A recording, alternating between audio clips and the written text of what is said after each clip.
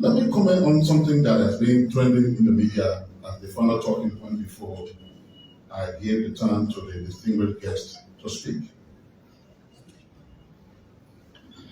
In 2017, the head of the Executive Protection Service recommended to President Sirleaf, at that time they were working on the Transitional Act, to include in that act the question as to how our former leaders are protected. Those of you in the media are aware that the Transitional Act did not go through. So there's no law compelling people to do what they ought to do to protect former president. Notwithstanding, it is just common sense that you will do something to ensure that your former leaders are safe. So it's on account of that, former leaders, particularly since President Sirleaf, because she was the first former president, do have officers of the Executive Protection Service assigned to them. When President Sirleaf became former president, the government assigned 15 EPS officers. 8 of the EPS officers walked away on their own. So she was left with 7.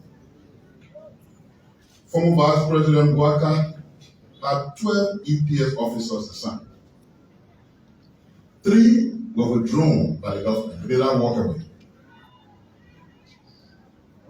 Currently, the EPS chose to assign 15 EPS personnel to former President Weah.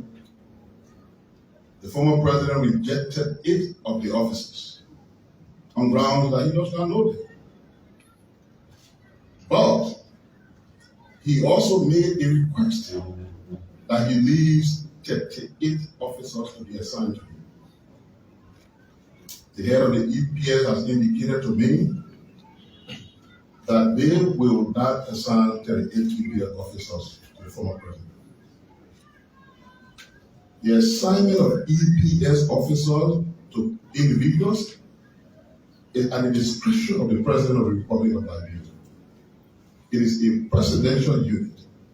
That's the reason why they wanted to make it legal, by ensuring that it was reflected in the Transitional Act, which did not go through. So that presidential discretion, which is embedded in common sense, is being used to ensure that our former leaders are protected. And the government's commitment to ensure that not just President Weah, President Sirleaf, and other officials of government who the president deemed necessary to grant the EPS officer will continue to do so. But let me caution us. We politicize everything in this country. National security issue, our foreign relations, everything we try to politicize. I am pleading with all of us to please do not politicize issues that are associated with our security sector. The EPS has grown in size.